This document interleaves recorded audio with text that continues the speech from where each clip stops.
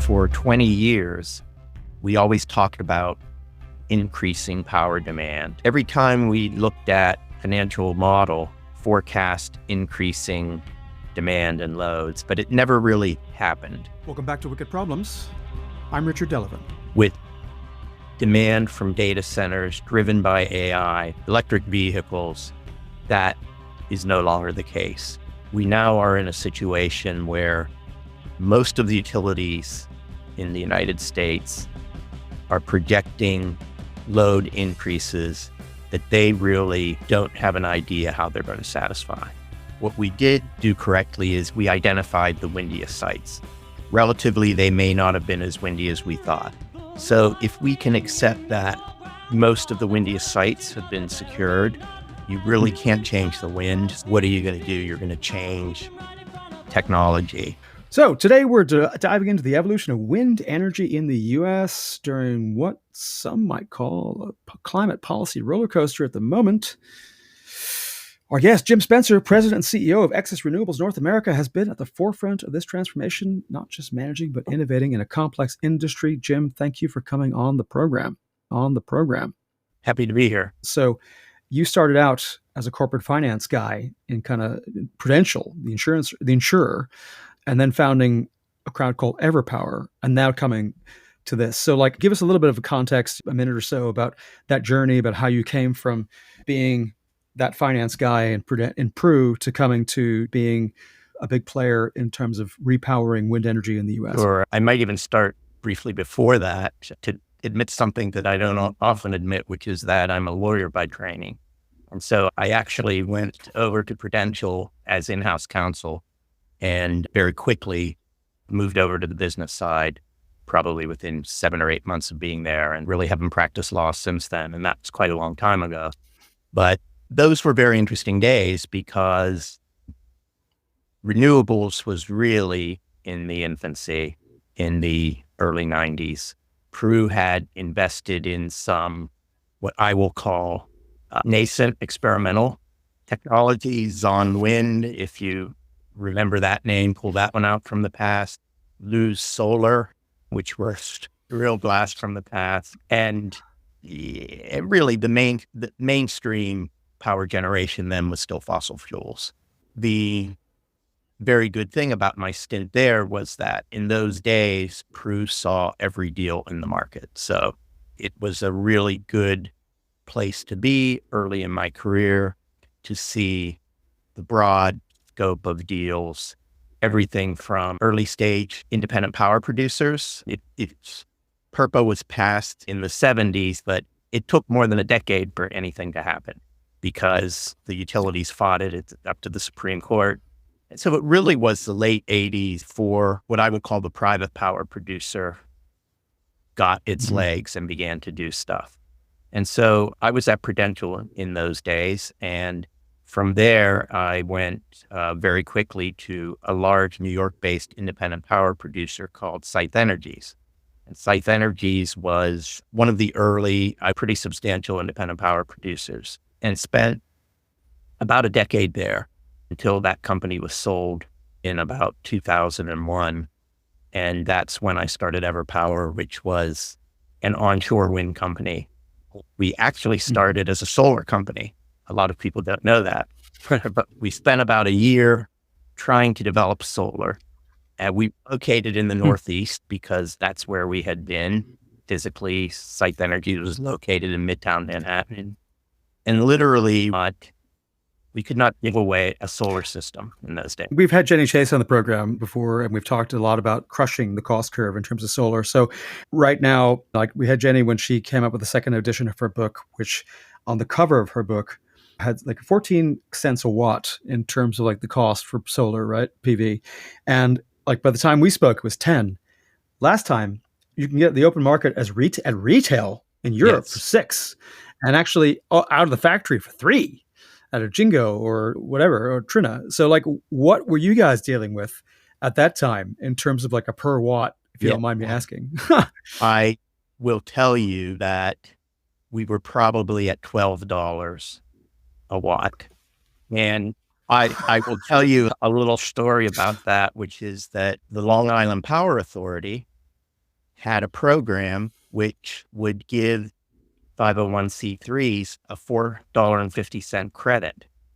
And we were so desperate to try to get some systems installed that we would go to some museums and schools and offer to install something on the roof for just the grant from LIPA.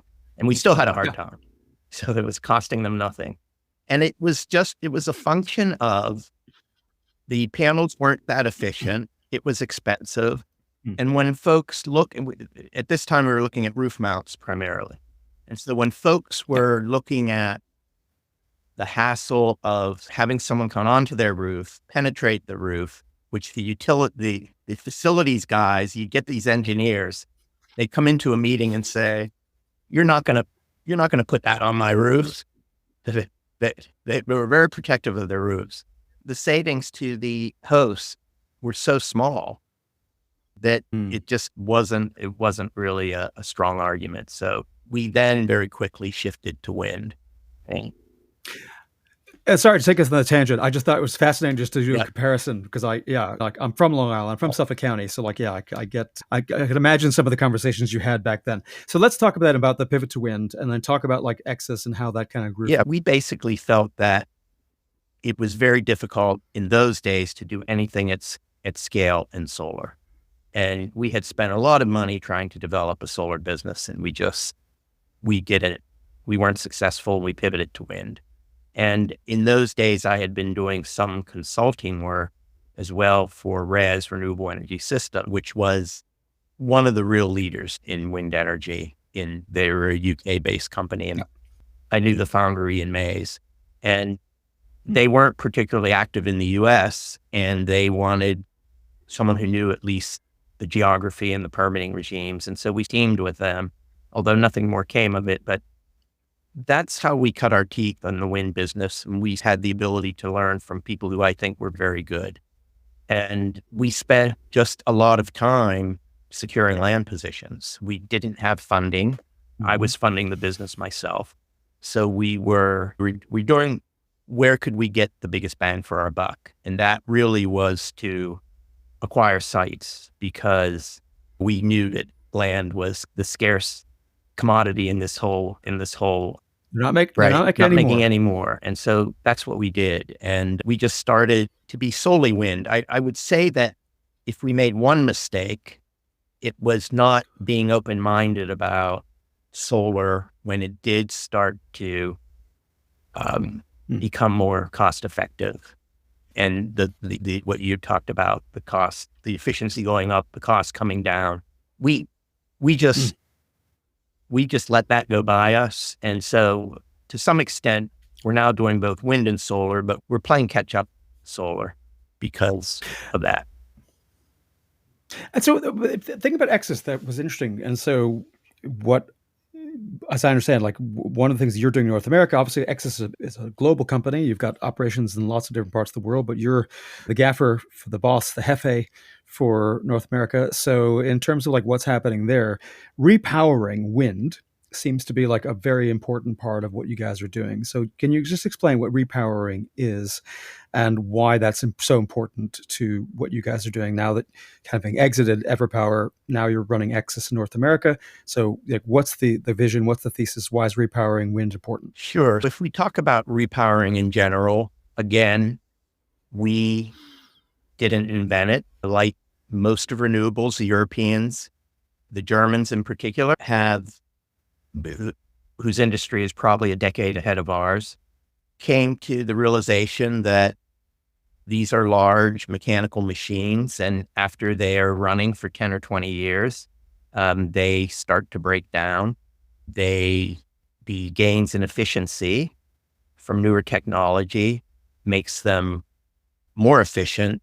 And so the case for repowering really was based on, I would say, those two things: the age of the equipment and the greater efficiency in the new equipment.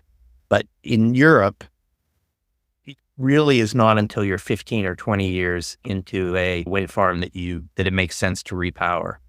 In the United States, because of the tax credit scheme, which is a 10-year scheme, once you once you've gotten through that period and you make the decision to repower, you have the ability to kickstart those tax credits again.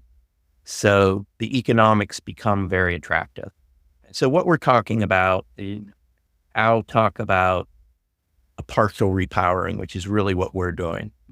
There are two types of repowering. One is you take an old site, you take everything down, and you just go in and put in new wind turbines. That's a full repowering. And that would be done in places where the existing technology is the very early stage. So if you've seen the lattice towers out in the West, in Tehachapi, in the desert, in Palm Springs, there's no way to really efficiently repower those. The good thing, there's value to the site because it's had a wind farm. You have an inter to the grid, so that's good. But what we're talking about when the sort of repower that we're doing is considered a partial repowering. And generally, we're repowering turbines that are between 12 and 15 years old. So they're generally 2-megawatt class turbines and above. So they're, I would say, modern in that sense. They're large-scale turbines. And what we're doing is we're basically leaving the foundations, we're leaving the towers, and what we call the nacelle, which is up top, we're removing that with the hub and the blades, and we're basically bringing a new machine in and placing it on top of the old tower. Right. And I guess as an old school Star Trek fan, I love the fact that nacelles are the things that we describe in the middle bit of the wind turbine. But there you go. Again, for the non-trekkers in the audience, then I'm very sorry.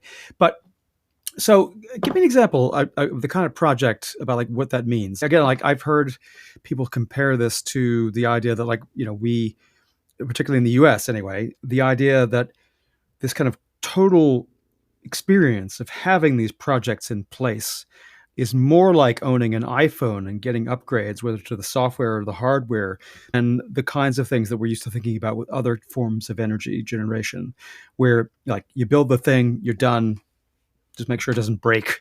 Whereas like in this case, OEMs are constantly figuring out ways to get more out of less when it comes to longer blades, different nacelles, different power electronics, ways of getting more out of the more juice from the squeeze, as it were.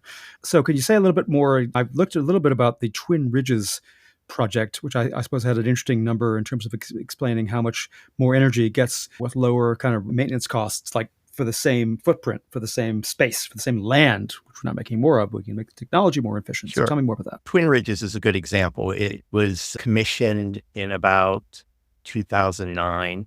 So it's roughly at that time frame that I spoke about. It was a modern wind farm in the sense of 2-megawatt plus platform. So not the kind of what we call the egg beaters that you see out west, 75 kilowatts and that sort of thing. But one of the factors, and you alluded to this in terms of efficiency and the iPhones, is to remember that if we look at the power industry in general, if we look at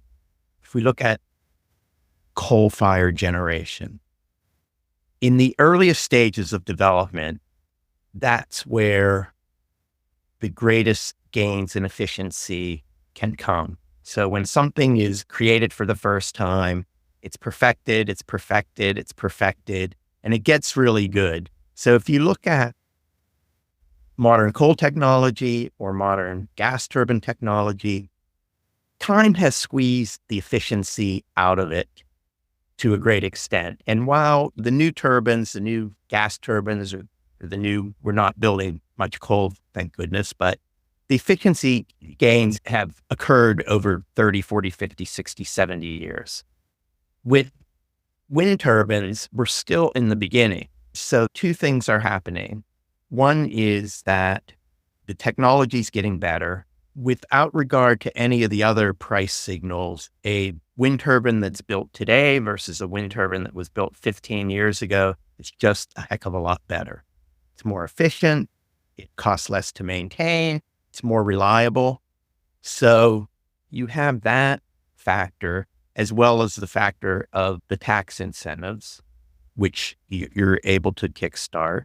And then the third thing is that efficiency means that you're getting anywhere from 25% upkick in production to maybe low 30 upkick in production. So for Twin Ridges, which was 68 turbines, roughly 150 megawatts, at 30 at a 30% increase in the annual production rate, that's like that's like building a 45 megawatt new wind farm. So sorry, just cross you like just make sure I understand, and therefore hopefully the audience, I'm sure, is much smarter than me on this. But just to make sure that I'm bare of small brain here, understands when we say like that gain of 30% or whatever. Let's say it's 30 for the sake of argument. Do we mean like that's an increase in the capacity factor, or like what do we mean by that precisely? Just like basically for the given amount of wind energy being coming across a particular site, that essentially you're getting a gain in getting more, capturing more of that as it passes across the surface of the blades, et cetera. Is that, do I have that right? Right. Or like, So what is it? your interconnection, your wind farm is size at whatever size it is, in this case, 150 megawatts. You're never in a position to be able to export more than that into the grid. But the average capacity factor for wind farms is, these wind farms would be in the 30 to 32, this vintage wind farm. So on average, you're probably, and it doesn't work this way because during high production times, you're producing more, but one way to look at it is at 32% capacity, 150 megawatt wind farm, you're generating close to 50 megawatts on average. And so what you're doing by increasing the blades and the efficiency of the generators is you're taking that 32% and you're increasing it to perhaps 40 or 41. And so that's the benefit of it. It's more energy into the grid. And then the other benefit that we haven't spoken about is that there's basically very little disturbance to the land, the neighbors. It's in fact, because people are working on during the life of a wind turbine, you often have blade repairs and that sort of thing. Some people would not even know that a wind farm is being repowered unless you told. It's Right. not, none of that physical construction that you associate with the new wind farm occurs. And I want to come to, again, I'm not going to make this all about politics, but I want to come back to that in a minute, given where we are. But I guess for me, just to see if I can recap to make sure I'm getting this. Basically, and again, like I've seen some commentary from like utilities and from some TSOs and ISOs saying like, please can the OEM stop making bigger blades? It's just a pain. And we just have to, that's just so annoying. Whereas of course, like that's just, well, I'm not going to ask anybody to throw shade on the utilities, but basically the idea that like it's just really hard. It's inconvenient to have to deal with all this technological progress to be able to have to deal with getting better results for less investment. Like, oh, okay, very sorry, guys. All right, very sad. But you guys are in the space of like maximizing the opportunity from these innovations and then basically bringing that to people. So how do you guys succeed? What's, again, like dumb question, forgive me, but like what's your secret sauce here versus other people? And then I want to come to the context and how it's changing. Yeah, look, repowering is different. We've made mistakes. We've learned. We're on our third of 5 repowerings right now. There are things that happen just as a result of the passage of time. For instance, we were working on a wind farm outside of Chicago a couple of years ago. And what no one realized is that the tower thicknesses were different. There were 3 different thicknesses of towers on that site, which maybe someone knew about that when it was first built, but none of us knew about it. The OEMs didn't know about it. Well, that seems like a little thing, but of course, when we went to put the new nacelle at the top of it, the towers were too thick and our bolts were too short. So, and these are not bolts that you buy in the local Ace Hardware. So we basically had to re-engineer the bolts. And this was in the middle of COVID, when supply chain was, and something that small can just, now every time we look at a wind farm, we go out and we measure all of the towers to make sure that they're there. Wow. But that's the sort of example. The other thing is that you're generally taking a turbine that may or may not have been built by the original OEM, and you're introducing a new OEM.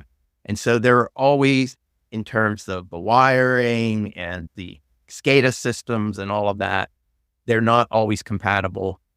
And that you just need to work out on a case-by-case basis. And I would say that there are always glitches there, and there's really no way to prepare for it, because no one really can appreciate how a new technology is going to interface with an older technology that's been around. And that's important because, again, like there are boundary conditions, right? There's scarcity. If you had infinite resources and like I could wave a magic wand, it was like, we're going to do the transition and we're going to move everybody from coal and gas and oil to wind and solar and battery and whatever else, long-term storage, then that'd be lovely. But that's not the world we live in. Again, you mentioned COVID being an extreme like condition of like, we discovered where there are limits, both supply chains and to the ability to operate and the ability to do things in ways that perhaps we had forgotten living in our magical world, which is software. So what I'm interested in talking about next is basically how there are some things that are scarce, right? One of them is land. We've already talked about that. The other is that it's proving extremely hard, particularly in the developed world, to put in the new transmission and distribution networks that are necessary to be able to take the electrons from where they're produced to where they're needed. A distributed system that's different from the thing that Edison and Tesla and all these other people 100 and whatever years ago envisioned as being the system. Like, we'll build a coal plant near where people need the electrons, and we'll do that. Happy days. We don't need to really worry about like these long distance transmission lines, and particularly in a place like the United States, as even places like Texas have now finally given up the idea of being an energy island. Like, even they have decided, like, yeah, we need to collaborate, because if we don't, we're never going to really figure this out in a new energy paradigm. So let's talk about what's just happened the last couple of weeks. I'm not asking you to like say like good or bad outcome. Election happened, right?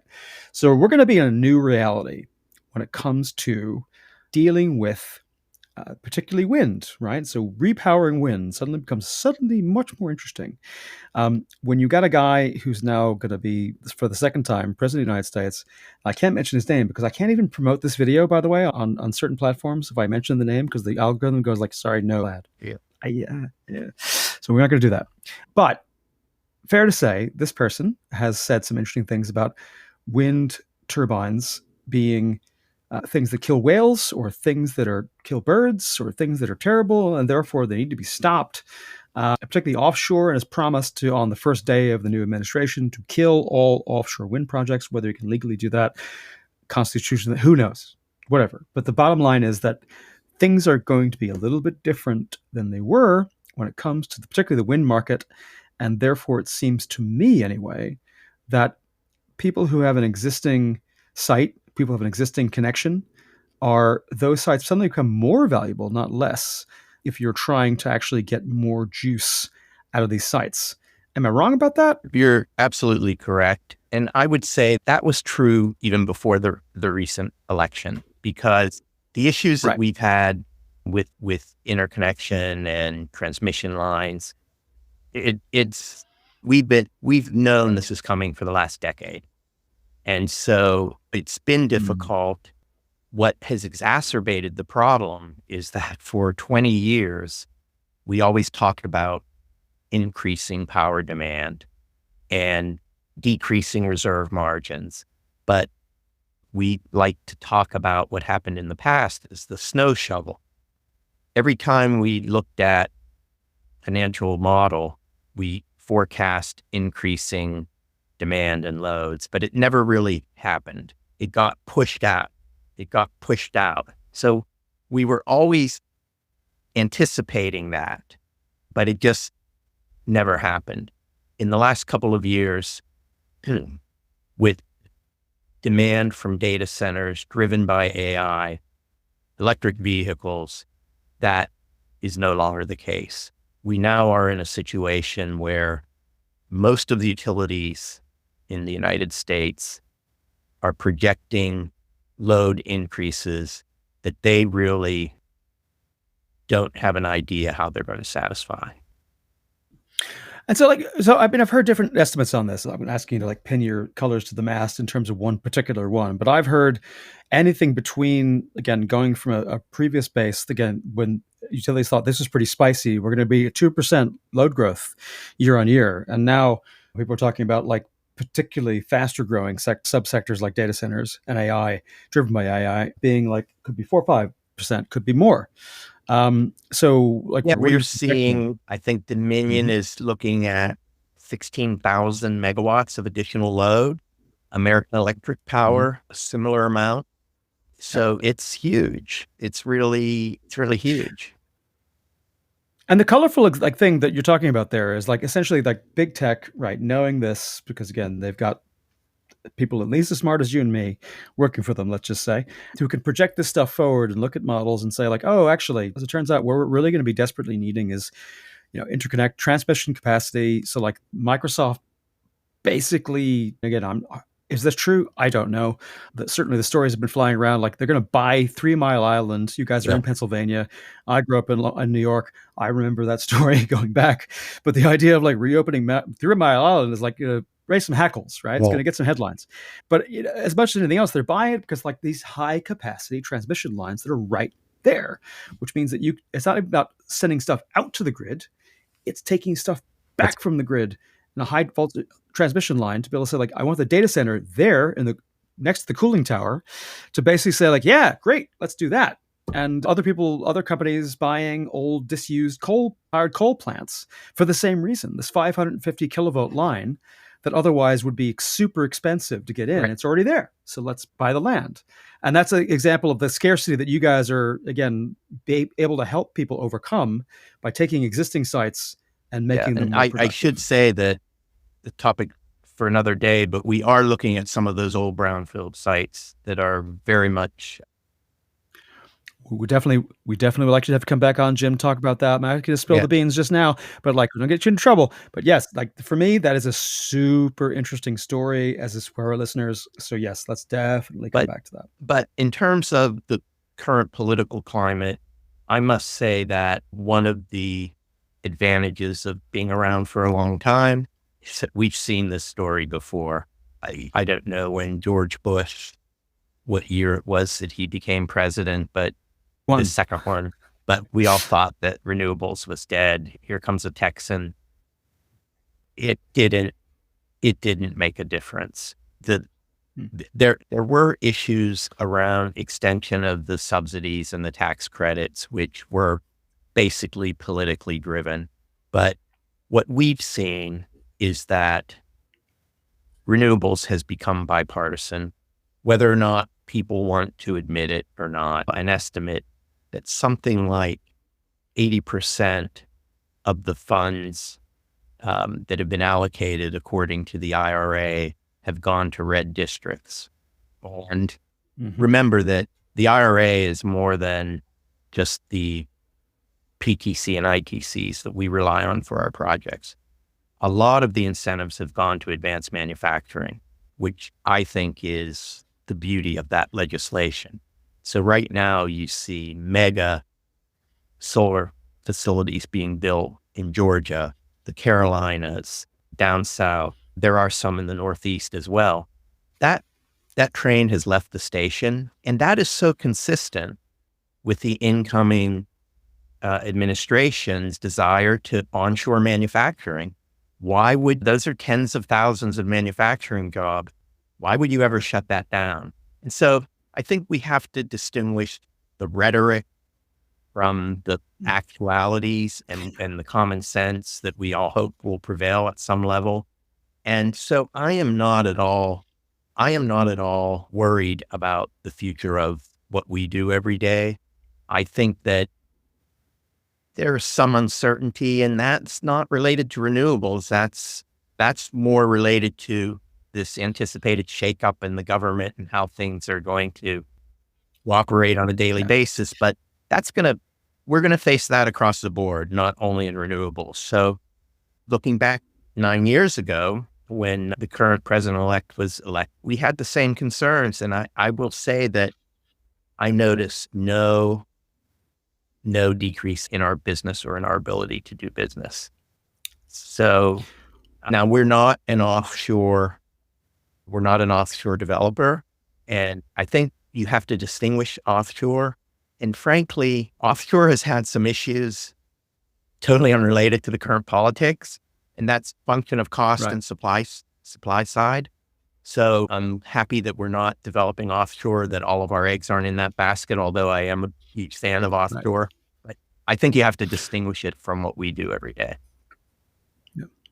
And yeah, like Texas having become like the world, like outside of, as I was saying, writing something earlier, basically west of the Yellow River or east of the Rio Grande, anywhere on Earth, like they're the wind capital, the solar Right. capital, the battery capital, like stuff is happening, right? And but there are, I've heard other people talk about this. Like a lot of the best sites in terms of the best yield for wind have been taken now, whether they be in Texas or Vermont or wherever else. And so that the idea that, again, like there's not an infinite amount of sites, coming back to our initial point about land not being the thing that is they're making more of. And so like there are just certain conditions that exist more favorably in some places than others. So that's why I wanted to chat, because I think you guys are an interesting place. Are there any lessons that can be taken before I'm just conscious I'm coming up to time here and don't want to have you run out of time for us. But like, are there things that other parts of the world, again, like 2/3 of our audience is outside the US, things that could be learned from your point of view, the experience that, again, without wanting to prejudge good, bad, indifferent, what's going to happen in the US going forward, but in terms of like things that you've seen, as you've said, the past 10 years, lessons that you guys are now applying, hopefully for the best, in other parts of the world, what should they be learning from some of the things that you've observed over that I period? would say, I actually think most of the world has gotten this right, where we have not. And that is that I've never been a fan of promoting or supporting the renewable energy industry in the United States through the use of tax credits. I think it's apples and oranges. I think it makes no sense. Mm-hmm. And so I think if we look at Canada or other countries where it's really feed-in tariffs and a price signal, I think that is clearly the way to go, because it removes that political uncertainty out of the equation.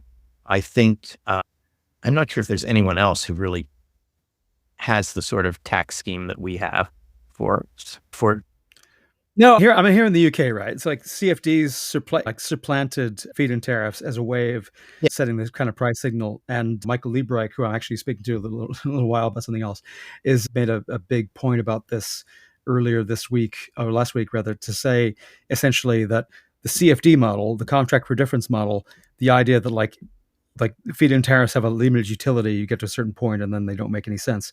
So like it's interesting, like so the financial modeling UK seems to have gotten right. ERCOT seems to have gotten some interesting stuff right when it comes to like let it rip. You guys are in the middle, kind of arbitraging about like different parts of the world. Your patch is North America. But final thing before we get, I want to ask you one final question about some influences that you've had that you might want to recommend or share with other people. But any final thoughts about like where you see things going? Again, never mind the political crystal ball gazing, but in terms of the tech, in terms of the markets, in terms of advanced materials, you guys deal with OEMs all the time, like Vestas and other people. Like, what's coming that I've not heard about, because you guys are more on the inside? That again, wind, because solar's curve has been so crushed. We've heard a lot of commentary about wind sort of being like on the outs. So what are you seeing? What are you hearing? What should I be looking for in terms of keeping on top of news flow from wind that should make it part of the So mix? we said this before, you alluded to the wind sites, and that's true. We got, often we didn't measure the wind correctly, but what we did do correctly is we identified the windiest sites. Relatively, they may not have been as windy as we thought. So if we can accept that most of the windiest sites have been secured, you really can't change the wind. So what are you going to do? You're going to change technology, and the way you do that with wind is longer blades. You also alluded to that. Look for blades that can be taken apart, that can be modular blades that can be assembled in the field and are longer, because that's, I think, the one big change from a manufacturing point of view that will allow us to capitalize on these sites. The other thing I would say parallel to that is that if we look at 20 years ago, some of the borderline sites which were not economical in 2000 are now economical because of the new technology. So for instance, we probably are looking at 3 or 4 wind farms that we had shelved in the old days, and they're economical today because the technology works and prices. The other piece of that is the prices are so. Well, that is, so Jim, I keep you all day, but you don't have all day, so I'm not going to keep you any more than I've already overstayed my welcome here. But I'm going to ask you one last question before we let you go, which is, we'd like to ask all our guests, particularly someone as eminent yourself, for some recommendations, right? So 3 things that you have in your path, your distinguished career, watched, listened to, read, etc., that influenced your work in energy and climate. So it's an open-ended question. There's no right answer, wrong answer. But if you felt there were 3 things you might want to share, they could be, we've had people talking about strategy books, art installations, hiking trips. Like, it's very open. So yeah, off you. I would say a few things. The first is something that Ralph Grutch, who was ex-Navy, typical O-type at Sites Energies, who said to me, the only way to get 10 years of experience is to do 10 years of work. And I've used that with a lot of my young folks who are coming along. You've got to do the work. You've got to do the work. I think the other thing that will serve people well is that you've got to be open to, I've always been an all of the above type of person when it comes to energy and the energy mix. I don't think we should be building coal plants to produce electricity until we can take care of the carbon issue. But really, in terms of nuclear, new nuclear technology, gas technology is a bridge to a more robust renewable environment, is, I think, where we have to be looking. In terms of life experiences, I think you should spend some time in a place where the environment is unspoiled, put things in perspective. For me, it was many years ago, a trip to Patagonia. I think the rainforest is another place to go and think about the environment and what we're doing to it. And then finally, in terms of books, I read all of the books. The favorite book that I like recommending, and I did so recently at an offsite, is Daniel James Brown's The Boys in the Boat, which is, it's about one thing. It's about teamwork and everyone rowing in the same direction and simultaneously. And the famous line from that book is what Albrecht, I think is the coach's name, says to Joe Rance, and that it's not about you, Joe, it's about the boat. And those are my words of wisdom for today. Well, Jim Spencer, President and CEO of, Extra Renewables North America. I really enjoyed this conversation. I hope you'll come back to tell us more about the other secret thing you sort of alluded to.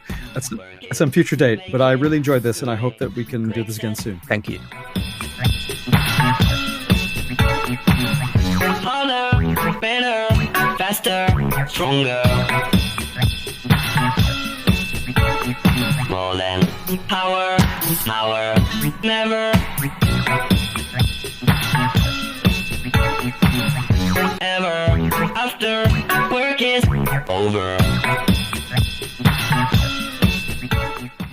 If you liked this conversation, please share it and leave us a rating and review on Apple Podcasts or Spotify. It really helps people find the show. If you'd like an ad-free version of this podcast, consider becoming a paid subscriber at wickedproblems.earth. You'll also get our newsletter, all our show notes, member-only goodies, and you'll be supporting media that wants to tell the stories at the frontier of climate tech, the place where people and politics, technology and capital meet and shape the future. And whether it's one you'd want to live in. Wicked Problems is written and edited by Richard Delavan. Production assistance was provided by me, Theodore Delavan. Wicked Problems, Climate Tech Conversations, is a production of Wicked Problems Limited. Thanks again for listening. Making better, moving faster, makes us stronger than ever. Hour after hour, work is never over. Working harder, making better, moving faster, makes us stronger than ever. Hour after hour, work is never over.